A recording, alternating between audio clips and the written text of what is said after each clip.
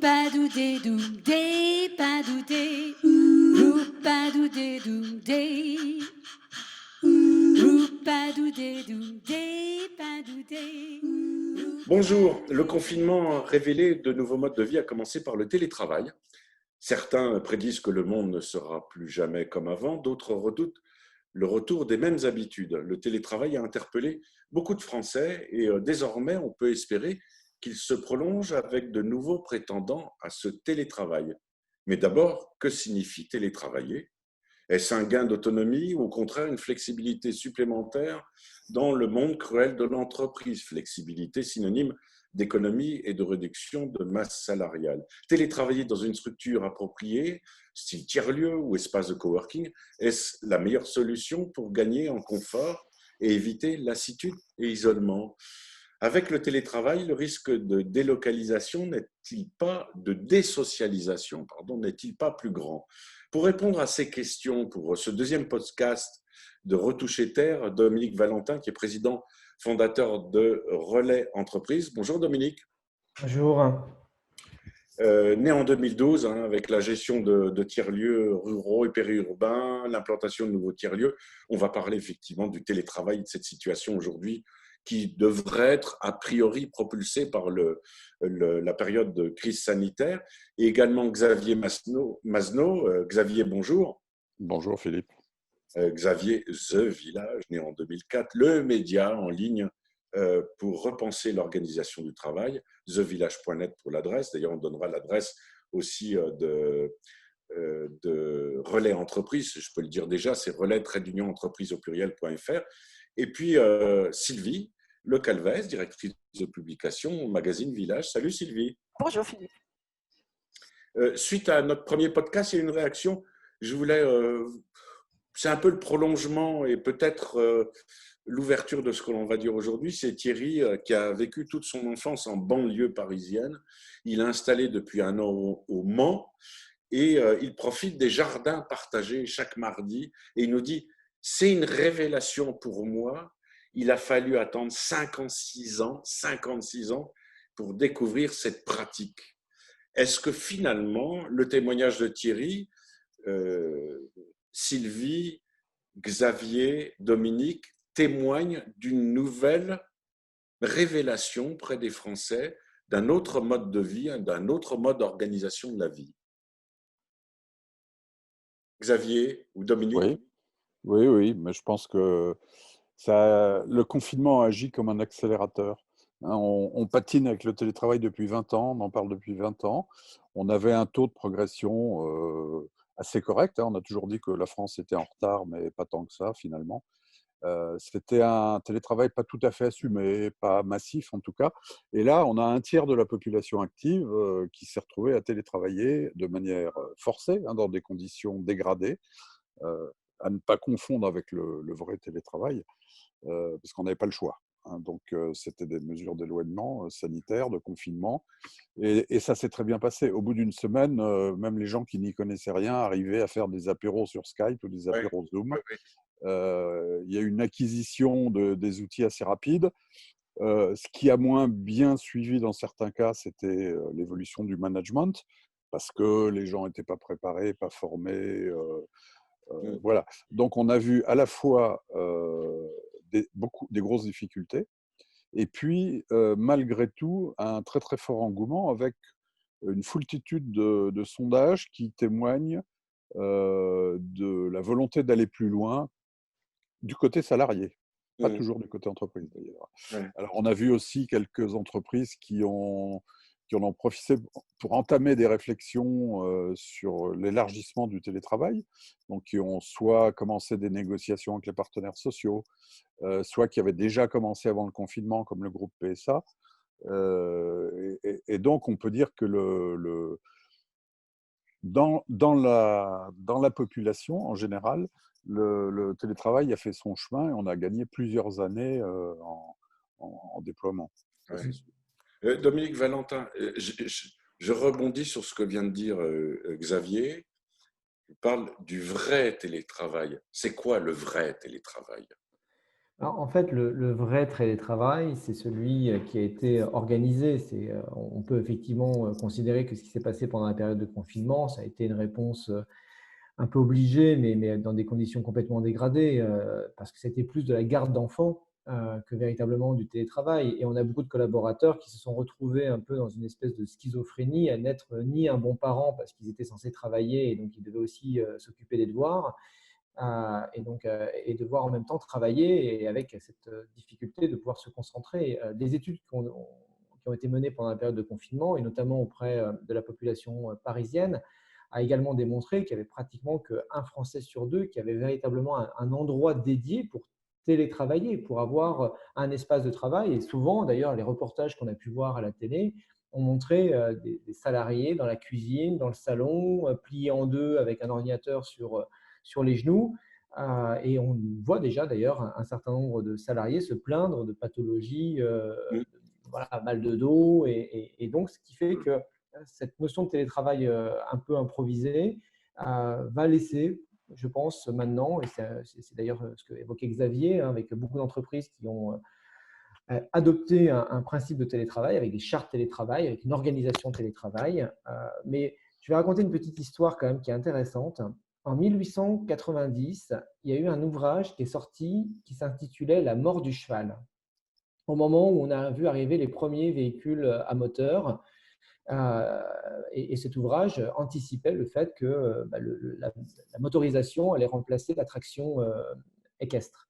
Mm. Il a fallu 30 ans avant que véritablement le véhicule s'impose. Et il y a eu pendant 30 ans un conflit, un peu des suspicions, voilà, on était assez dubitatif quant à l'intérêt de ces moteurs qui faisaient du bruit, qui polluaient déjà à l'époque.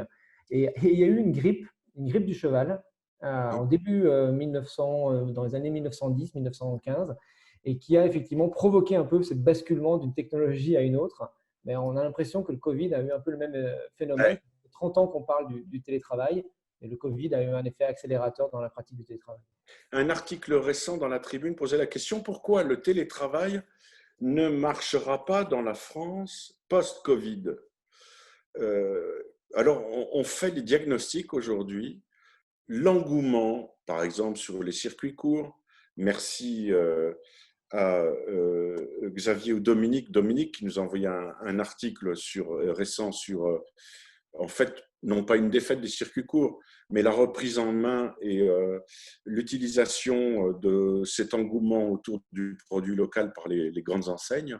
Est-ce qu'on n'est pas dans le même cas? Le télétravail est finalement un soufflet qui va retomber très rapidement, Xavier, Dominique. Non, moi, je ne crois pas du tout. Xavier. Il faut moduler, je pense, parce qu'on assiste à des grosses inquiétudes dans le secteur immobilier. On a vu le ministre de l'économie, le président du MEDEF qui nous disait que le télétravail c'était très bien, mais maintenant il fallait revenir aux choses sérieuses. Euh, on a des tas de gens qui pensent que le télétravail est l'ennemi de l'économie.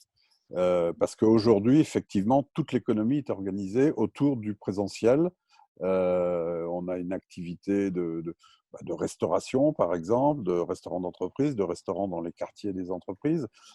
S'il y a moins de gens qui viennent au bureau, tous ces métiers, toutes ces fonctions vont souffrir. Donc on s'est dit, pour relancer après le confinement, pour relancer l'économie, il faut arrêter avec le télétravail. Ça, je crois que d'abord, c'est une erreur, peut-être à très court terme, ça je ne conteste pas, mais à plus long terme, je pense que la demande va être tellement forte que les entreprises vont devoir apprendre à s'organiser. Deuxièmement, on s'est rendu compte que c'était possible, donc ça sera très difficile de dire aux salariés, non, écoutez, vous restez chez vous, vous ne restez plus chez vous, vous revenez tous les jours dans l'entreprise. Donc je ne crois pas du tout que ça soit un feu de paille. Ça n'était déjà pas un feu de paille avant, parce que quand on regarde les sondages sur le taux de satisfaction de télétravailleurs, on dépasse à chaque fois les 90%, 95% de gens qui sont satisfaits d'être en télétravail. Et il ne faut pas oublier que légalement, le télétravail se fait sur la base du volontariat, ce qui n'était pas le cas dans le confinement, évidemment. Mais dans le télétravail normal, comme on le disait tout à l'heure, le télétravail se pratique sur la base du volontariat. Et les gens qui le choisissent vont être, à mon avis, beaucoup plus nombreux. Dominique, il y a un intérêt pour l'employeur. La Ouais. moyenne, on l'a vu, est de, au minimum, 50 heures de travail effectuées par les personnes qui sont en situation de télétravail.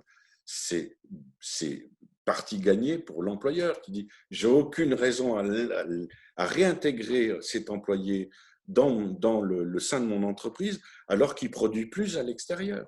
Il y a effectivement plusieurs raisons pour lesquelles les employeurs vont conserver et bien sûr encadrer le télétravail. La raison que tu viens d'évoquer, on a toutes les études qui ont démontré qu'il y avait plus de productivité. En fait, le temps gagné dans les transports est réinvesti au tiers. Un tiers pour dormir, un tiers pour sa vie perso et un tiers pour travailler. Ensuite, il y a un autre point important, c'est qu'en temps normal, sans télétravail, les bureaux ne sont occupés qu'à 50%. Mm. Hein, ça, c'est les observatoires, Actineo et autres qui le démontrent. Là, avec la mise en place du télétravail, les entreprises vont véritablement pouvoir réduire leur surface de bureau dans les métropoles, sachant que c'est souvent le deuxième poste de dépense dans une organisation derrière la masse salariale, dans les entreprises de tertiaire. Donc, elles vont y trouver un intérêt sur le plan économique. Et d'ailleurs, on parle de plus en plus non plus d'open space, mais de happen space, c'est-à-dire des lieux où il se passe des choses. Et Xavier évoquait tout à l'heure PSA. Dans l'accord PSA, il est clairement stipulé que se rendront au bureau ceux qui ont des bonnes raisons de s'y rendre. Hein. Mais si c'est pour envoyer des mails ou passer des coups de fil, c'est complètement absurde de passer du temps dans les transports. Et puis, il y a une autre notion qui est quand même non négligeable, c'est la prise de conscience des enjeux environnementaux. Mm. Les mobilités les plus rapides, mais surtout les moins polluantes, sont celles que l'on ne fait pas. Hein. Et qu'aujourd'hui, quand on voit la vague verte dans la plupart des métropoles, au niveau de la tête des grandes métropoles, on sent bien que la voiture n'est plus forcément la bienvenue et que tout le monde ne pourra pas forcément se déplacer à vélo, hein, notamment ceux qui habitent sur les territoires dortoirs périurbains ou ruraux, et que le télétravail va justement être une réponse de non-mobilité à des problématiques de mobilité. Et ça s'inscrit parfaitement dans les plans de mobilité qui sont normalement obligatoires depuis 2018 hein, pour les entreprises de plus de 100 salariés. Est-ce que le droit du travail est respecté dans ce cadre-là? Est-ce que c'est une des craintes? Oui, oui, oui, bien sûr, il est respecté. Il Xavier, est Oui, oui, il est respecté. Ce qu'il y a, c'est qu'en période de confinement, on était dans un droit extraordinaire qui était prévu hein, en cas de pandémie. Ce sont des mesures sanitaires provisoires, en espérant que la pandémie ne redémarre pas. En cas en fonctionnement normal, c'est tout à fait prévu par le Code du travail. Et ce qui est prévu par la loi et qui est passible de pénal d'ailleurs, c'est l'obligation de repos du salarié.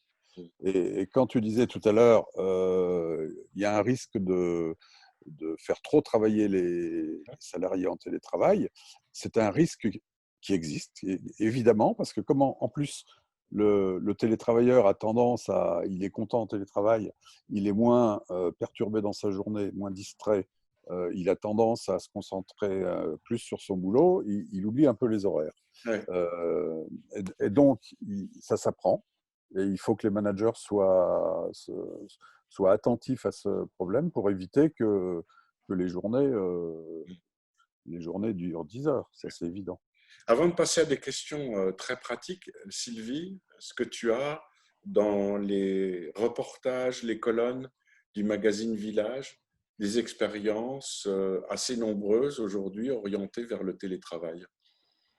Oui, ce qui me vient aussi en réaction à ce que viennent de dire Dominique et Xavier, c'est qu'ils parlent vraiment des personnes qui sont salariées plutôt dans des grosses ou moyennes entreprises qui travaillent depuis chez eux. Et ce qu'on voit beaucoup, nous, dans les colonnes de Village Magazine, ce sont plutôt des indépendants ou des toutes petites entreprises de 3-4 personnes où chacun travaille un peu depuis chez lui ou dans des tiers-lieux dont on va parler tout à l'heure, donc des espaces partagés de travail, et pas seulement, et peu finalement, très peu, de salariés qui viennent de grosses entreprises et qui se mettent en télétravail, qui sont un peu hors des écrans radars en fait, puisque ça se fait un peu dans dans la discrétion, et nous, ce qui nous importe, c'est des créations souvent d'activités nouvelles.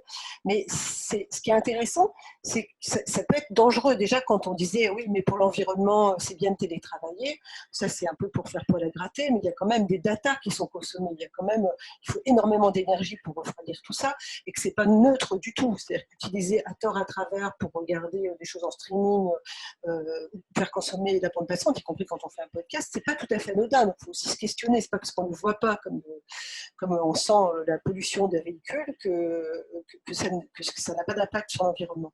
Et puis, il y a un risque aussi de dire, finalement, les personnes, elles vont aller chercher des maisons plus grandes, donc certes dans les territoires ruraux, mais aussi proches de la ville pour pouvoir faire des allers-retours avec la métropole, pour aller 2 jours par semaine, 3 jours par semaine dans son entreprise.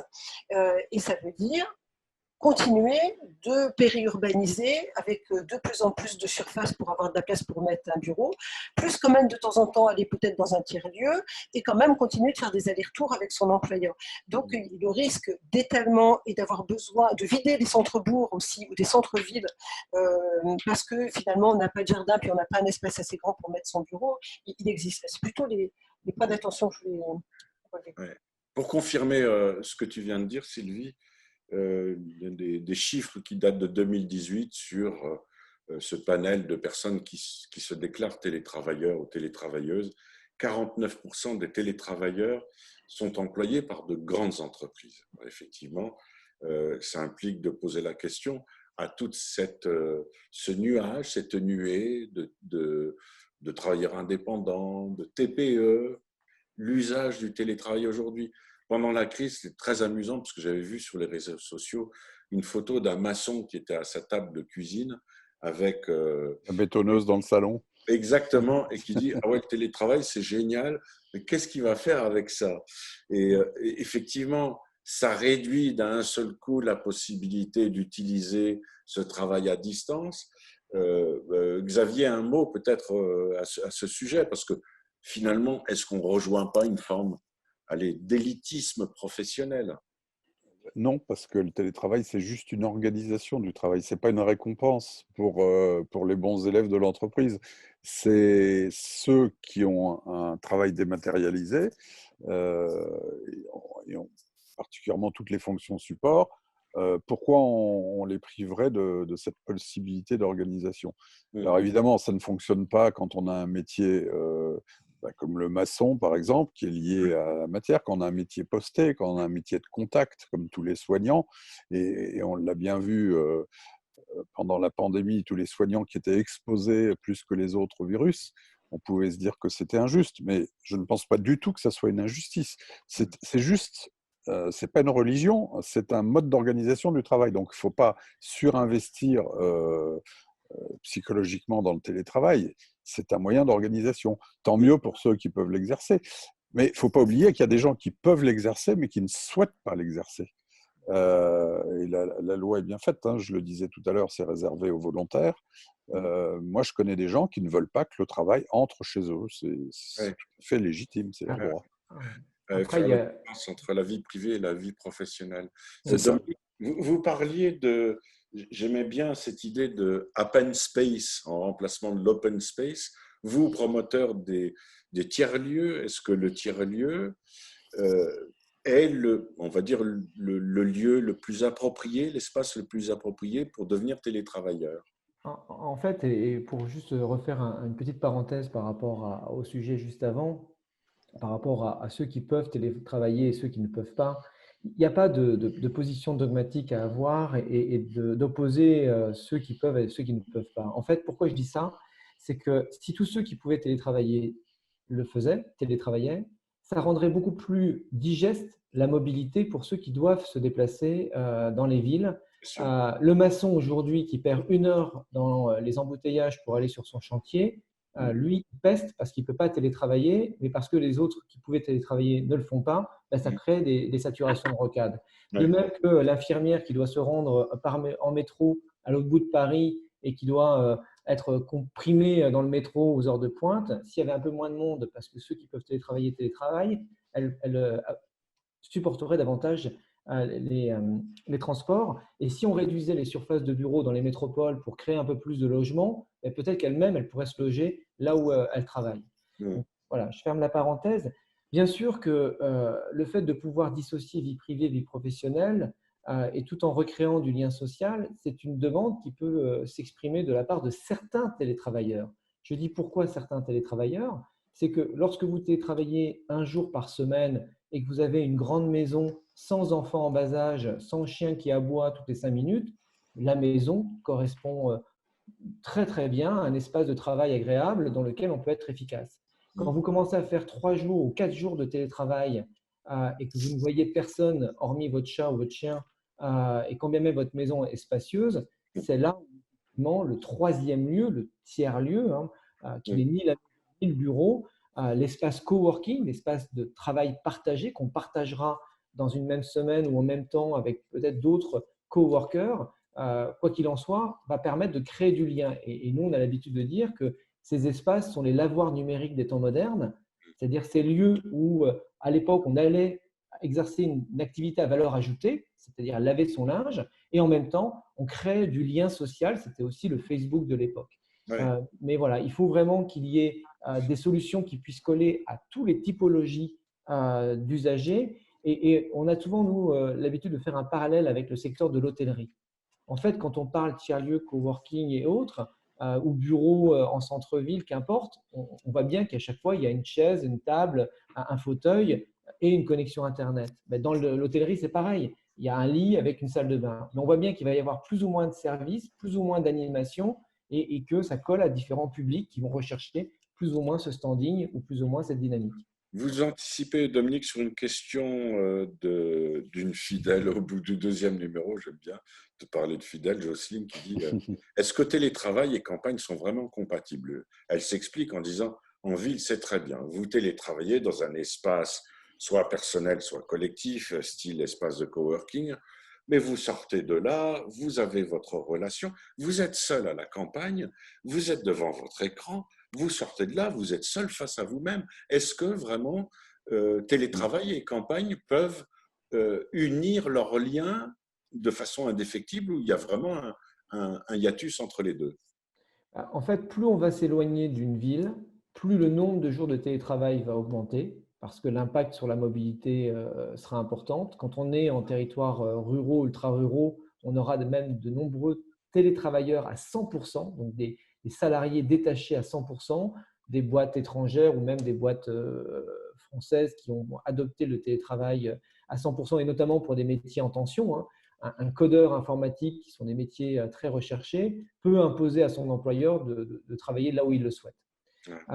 Et là, effectivement, pour ces personnes que j'évoquais tout à l'heure, qui ne voient personne, pour ces actifs qui ne voient personne de la journée et de la semaine, puisqu'ils ne vont pas revoir les collègues le lendemain ou le surlendemain, plus que jamais, ces actifs-là vont avoir besoin d'un lieu de sociabilisation, qui sera un peu moins vrai pour un actif qui est en milieu de plus grande densité. Et l'importance effectivement de la localisation de l'espace de travail, il faut effectivement en parler parce que plus le lieu sera dans un espace d'animation, proche d'une boulangerie, proche de la place du village, et plus ça va permettre de créer aussi du lien avec les autres habitants du territoire. Alors, on vous écoute, il y a des personnes qui vous écoutent, formidable, c'est très bien. Effectivement, c'est une solution d'avenir. Comment on se forme au télétravail, Xavier, Dominique, Xavier, vous avez une Oh, solution? oui, On va sur The Village, mais est-ce que ça suffit? oui, alors nous, on a organisé aussi des formations. Il y a 3 ans et demi, on a lancé un MOOC qui rassemblait 9000 personnes, une formation ouverte en ligne. Sur le marché, il y a des tas d'opérateurs qui font des formations, à la fois pour les cadres et à la fois pour les télétravailleurs. Donc ça, aujourd'hui, c'est plutôt un problème. Le problème, il vient plutôt en amont de la demande de formation. Il vient de la petite révolution à réaliser chez les dirigeants et chez les managers. Longtemps, les managers ont été accusés de freiner le télétravail parce qu'ils avaient peur pour leur poste. En réalité, on s'aperçoit que les managers, ils s'adaptent très très bien au télétravail. En général, hein, il y a toujours des cas particuliers, ils s'adaptent. Ce n'est pas l'ennemi. Le manager, il va manager comme on lui demande de manager. Donc, si la culture d'entreprise, si les moyens mis au service du télétravail sont suffisants, ça va relativement bien se passer. Oui, oui, Et c'est ça qu'on n'a pas vu pendant le confinement, parce que la mutation a été très brutale. Dans la semaine, il a fallu s'organiser, et il y a beaucoup d'entreprises qui ne savaient pas s'y prendre. Et donc, la seule relation qui existait entre le manager et le salarié à distance, c'était une discussion ou des échanges sur le travail. oui. On ne les avait pas formés en leur disant qu'il fallait peut-être faire preuve d'empathie, de patience, peut-être arrêter de casser les pieds des salariés avec des indicateurs de performance, Oui. voilà, des choses comme ça. Et c'est pour ça que, et tout à l'heure, Dominique le disait aussi, hein, un télétravail dans des bonnes conditions, ça se prépare et ça s'encadre. Mm. Et il faut mieux éviter d'improviser. Ouais. Et question récurrente aussi, c'est toujours la même chose, c'est le palmarès des régions. Alors, pendant le confinement, Dominique, vous avez créé Vivre au Vert, vous avez réalisé un quadrillage des territoires avec des territoires qui sont effectivement, qui affichent la couleur verte parce qu'ils ont tous les indicateurs pour permettre aux télétravailleurs de s'épanouir. Alors, c'est pas tout aussi. Merci d'évoquer Vivre au Vert, mais en fait, Vivre au Vert est une plateforme qui permet à tous les territoires d'apparaître en toute objectivité selon des critères propres à chaque candidat à une installation sur un territoire qui lui correspond. Je m'explique. On a pu, et pourquoi cette société et cette aventure est née pendant la période de confinement, c'est deux choses. Un, on a tous observé l'exode des Parisiens, notamment à la veille du confinement, qui sont allés se réfugier au Vert pour Ouais, justement mieux supporter cette promiscuité des appartements et le fait de ne pas pouvoir bouger et de ne pas profiter finalement de ce que propose une ville, à savoir l'accès aux musées, aux restaurants et autres lieux de loisirs, pour avoir plus d'espace vert, pour pouvoir sortir dans son jardin. Et quand on n'a pas de balcon, c'est très important. Et on a vu aussi un phénomène, c'est que des entreprises, après la période de confinement, nous ont appelés en disant ben, on a un souci, nos collaborateurs ne veulent plus revenir au bureau parce qu'ils ont pu se rendre compte que ça marchait très très bien à distance et qu'ils avaient peur de prendre les transports en commun et surtout ils avaient perdu l'habitude de perdre du temps dans les transports. Et du coup, et du fait du télétravail, ben, on a aujourd'hui un certain nombre d'actifs qui se disent mais est-ce que j'ai vraiment besoin d'habiter là où j'habite si je n'ai plus de relation directe entre lieu de vie et lieu de travail? Et donc, beaucoup d'actifs qui avaient la chance d'avoir une résidence secondaire en ont fait leur résidence principale.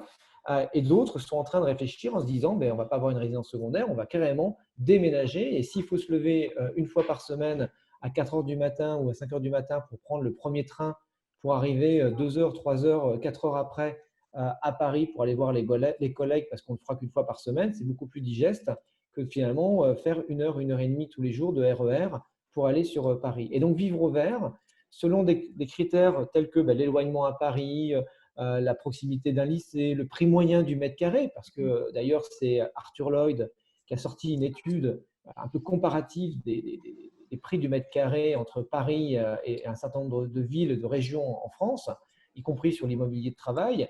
On est sur des ratios complètement délirants.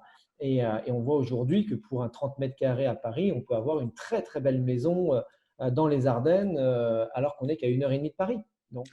Et donc voilà, Vivre au Vert va permettre de faire apparaître des territoires en toute objectivité. Et on a intégré dans les critères de sélection des territoires la proximité d'un tiers-lieu d'activité, d'un espace coworking, pour ceux justement qui veulent à la fois vivre à la campagne sans pour autant se retrouver isolés à la campagne. Et messieurs, vous avez un exemple de télétravail assumé depuis combien? 20 ans? 30 ans? 40 ans? Non, j'exagère, Sylvie. Bientôt, bientôt 30 ans, incroyable. Et on a commencé le télétravail avec une partie de l'équipe des salariés de Village Magazine en 97. Je pensais à ça en préparant cette émission. Donc effectivement, ça fait quand même un moment. Et on était en télétravail dans certains salariés, que ceux qui le souhaitaient, bien sûr, qui l'ont demandé. Et à l'époque, il n'y avait pas Internet, c'est-à-dire qu'on envoyait des disquettes et on travaillait depuis son village et on allait à la poste du village poster sa disquette, etc.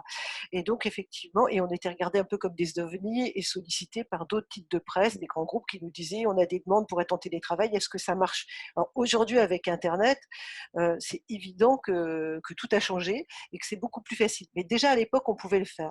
Néanmoins, on voyait vite aussi qu'il y avait des conditions à réunir pour que ça marche et notamment de venir de temps en temps au siège, entre guillemets, ou en tout cas un endroit même au carrefour entre les différentes personnes où on pouvait se retrouver physiquement en chair et en os pour ne pas perdre la dynamique, pour ne pas perdre la créativité, pour ne pas perdre le sens de ce qu'on produisait, parce que ça a été un écueil dans les débuts. Et puis ça obligeait à des temps de réunion, entre guillemets, de mise au point très fréquentes, plus fréquentes, très fixes, très organisées, parce que si on laissait passer 15 jours, 3 semaines, des choses qui se disaient dans les couloirs, comme ça, d'un bureau à l'autre, eh bien, elles étaient perdues. Et donc, ça nous a obligés à plus de rendre les choses un peu carrées et avec des rendez-vous fixes, etc., pour que ça marche bien. C'était des petits points que je voulais souligner pour que ça fonctionne. Mais c'est vrai qu'aujourd'hui, chacun est là où il a envie de vivre pour travailler, y compris bien sûr tous nos pigistes en région, sauf ceux qui sont au siège, entre guillemets, dans un village de 200 habitants, qui ne veulent pas effectivement travailler depuis chez eux, ne le souhaitent pas parce que la maison n'est pas adaptée, parce qu'effectivement il y a des enfants à la maison, etc. C'était pas ta chronique de conclusion, ça. Non, Bah, c'est un témoignage.